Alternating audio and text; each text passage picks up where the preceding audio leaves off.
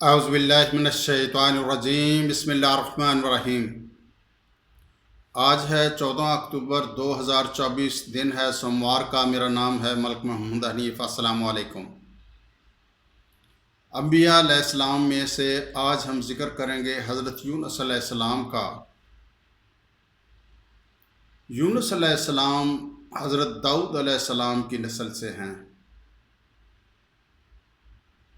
یونس علیہ السلام کی والدہ کا نام متی تھا، اور ایک روایت کے اندر ہے کہ ان کے والد کا نام متی تھا۔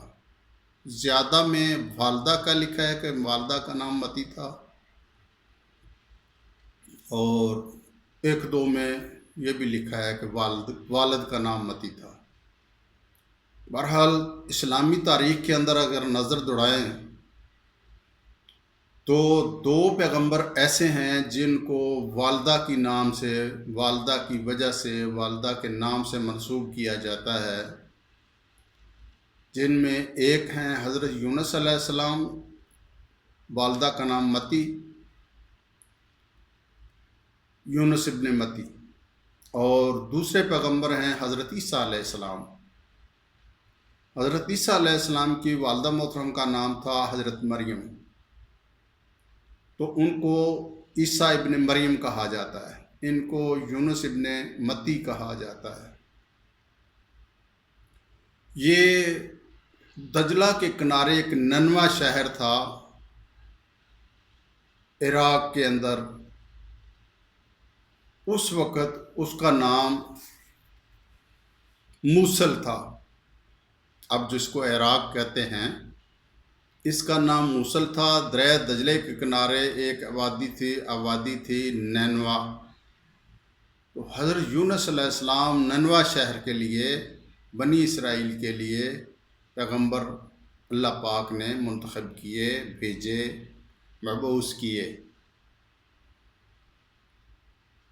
بنی اسرائیل کے اندر کئی برائیاں تھیں، جس میں ایک بت پرستی تھی، جو اللہ پاک جس کو سب سے زیادہ ناپسند کرتا ہے وہ ہے بت پرستی، یا اس کے ساتھ کسی اور ذات کو شریک کیا جائے۔ حضرت یونس علیہ السلام کا قرآن پاک میں 4 سورتوں میں ذکر آیا ہے۔ ان کے نام پہ خود ایک سورت یونس ہے، اس کی آیت نمبر 98 میں ہے، ان کا نام آیا ہے۔ باقی بھی بہت جگہ پہ اشارے ہیں۔ اور اس کے بعد سورت انبیاء آیت نمبر 87 اور 88، اور سورت صافات آیت نمبر 139 تا 148، اور سورت قلم آیت نمبر 48 تا 50۔ بڑی تفصیل کے ساتھ ان کا ذکر کیا گیا ہے کہ کیسے یہ مچھلی کے پیٹ میں گئے۔ آگے جا کے تفصیل سے بات کرتے ہیں۔ حضرت یونس علیہ السلام کو جب اللہ پاک نے مبعوث کیا تو آپ کی عمر تھی 30 سال۔ ایک روایت میں ہے کہ آپ نے 33 سال تبلیغ کی، اور کچھ روایات میں ہے کہ 40 سال تک تبلیغ کی۔ تبلیغ کا طریقہ کار وہی انبیاء علیہ السلام والا پرانا، کہ جدھر مجمع دیکھا، جدھر میلہ ٹھیلا دیکھا، جدھر لوگوں کا جم غفیر دیکھا، لوگ گروہ میں بیٹھے ہیں، چند لوگ، 10 لوگ، 20 لوگ، 40 لوگ، ان کو کہا کہ اللہ پاک کی عبادت کرو، جس نے ہمیں پیدا کیا ہے، جو ہمیں رزق دیتا ہے، اس کی عبادت کریں، بت پرستی چھوڑ دیں۔ تو اس 40 سالہ یا 33 سالہ دور میں 2 افراد، 2 بندے مسلمان ہوئے، 2 لوگوں نے ان پہ ایمان لایا۔ ایک کا نام تھا روبیل۔ روبیل ایک حکیم تھا، لوگوں کا علاج کیا کرتا تھا، اور وہ عالم بھی تھا، تورات کا اور اسلامی کتب کا عالم بھی تھا، اور لوگوں کے علاج بھی کیا کرتا ہے روزی روٹی کے لیے۔ سب لوگ پہلے اپنی روزی روٹی کے لیے کام کیا کرتے تھے، اور دوسرے صاحب جو تھے وہ تھے تنوخہ صاحب۔ تنوخہ جو تھے وہ اپنے گزر اوقات کے لیے لکڑیاں جنگل سے کاٹ کے لاتے اور شہر کے اندر فروخت کرتے، اس سے جو اپنا وہ پیٹ پالتے، گزر اوقات کرتے بچوں کا اپنا۔ تو یہ دو صاحب جو ہیں یہ ان کے مصاحب بھی تھے، مشورہ کار، مشیر۔ تو جب یہ ان کے پاس بیٹھتے تو اپنے دل کا حال ان سے کہتے، ان کا دل کا حال سنتے۔ تو حضرت یونس علیہ السلام سخت مایوس ہو گئے۔ ایک دن بیٹھے مایوسی کی باتیں کر رہے تھے کہ یہ قوم سدھر نہیں رہی، اب کوئی مجھے ان میں سے سدھرنے والا لگ نہیں رہا، تو میں کیوں نہ ان کے لیے بد دعا کروں۔ یہ مشورہ کیا اپنے دونوں مصاحبوں سے، دونوں مشیروں سے، جو دو بندے مسلمان ہوئے تھے، ایمان لائے تھے ان پہ، ان سے۔ تو جو روبیل تھا، حکیم تھا اور عالم بھی تھا، اس نے مشورہ دیا کہ حضور آپ ایسا نہ کریں۔ 1,00,000 کی آبادی تھی جس پہ حضرت یونس صلی اللہ علیہ وسلم نبی بن کے آئے تھے، تشریف لائے تھے۔ تو 1,00,000 کی آبادی ہے، اگر آپ بد دعا کریں گے تو اللہ پاک آپ کی بد دعا کو رد نہیں کرے گا۔ 1,00,000 لوگ ہیں، ان پہ عذاب آ جائے گا۔ بے شک یہ نافرمان ہیں، کافر ہیں، آپ کی بات نہیں مان رہے، شرک کر رہے ہیں، لیکن مخلوق تو اللہ کی ہے، پیدا تو اللہ پاک نے کیا ہے نا، تو وہ دیکھ رہا ہے۔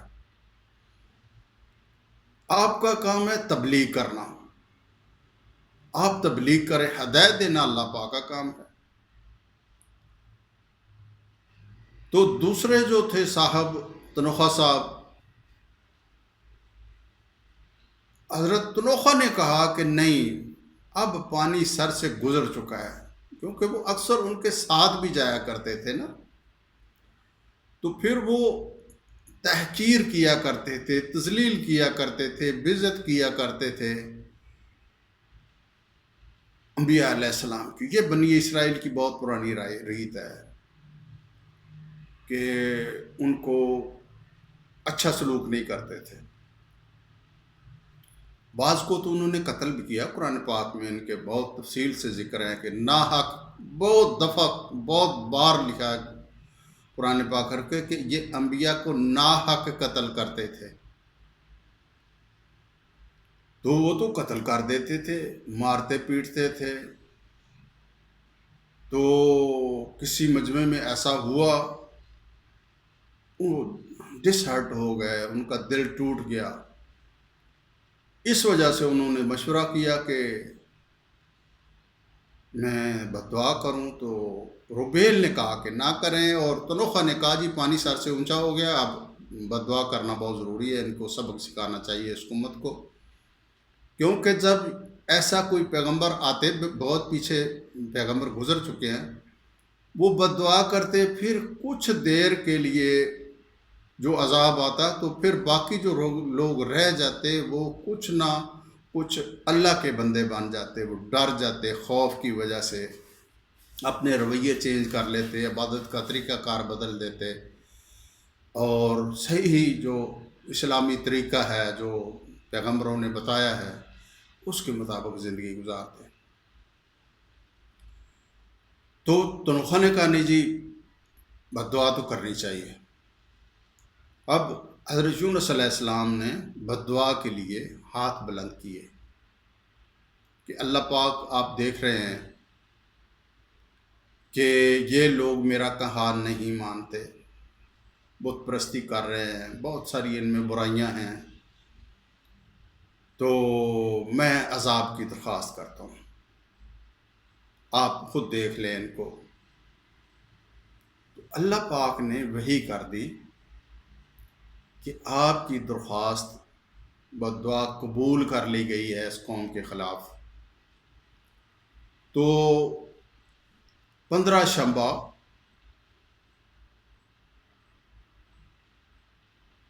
5 شنبہ 15 شوال 5 شنبہ کو عذاب آئے گا۔ تو حضرت یونس علیہ السلام نے قوم کے اندر بتا دیا، منادی کرا دی، اعلان کرا دیا کہ معاف کرنا 5 شنبہ کو عذاب آئے گا۔ اب حکم اللہ کا آ چکا تھا، ٹل نہیں سکتا تھا، پیغمبر کی دعا تھی، تو لوگ پریشان ہو گئے۔ حضرت یونس علیہ السلام نے ان دونوں صاحبوں کو کہا کہ ابھی ڈیٹ آ گئی ہے پکی عذاب کی، تو کیوں نہ ہم ادھر سے چلے، کیونکہ جو لوگ پھر اس جگہ سے نکل جاتے تھے وہ عذاب سے بچ جاتے تھے۔ تو روبیل نے کہا کہ نہیں، میں تو نہیں جاتا، آپ جائیں۔ تو حضرت یونس علیہ السلام اور طلحہ یہ غار میں چلے گئے، پہاڑ کی ایک غار میں، کوہ میں چلے گئے، اور وہاں جا کے بیٹھ گئے تاکہ اس وقت تک جب تک عذاب کا ٹائم نہیں آتا ادھر سپینڈ کریں، ٹائم اپنا پاس کریں، اور پھر جب عذاب کا ٹائم گزر جائے تو پھر واپس آ جائیں۔ اکثر بنی اسرائیل والے پچھلی تاریخوں میں بیان کر چکا ہوں کہ وہ چلے جایا کرتے تھے اور پھر واپس آ جایا کرتے تھے۔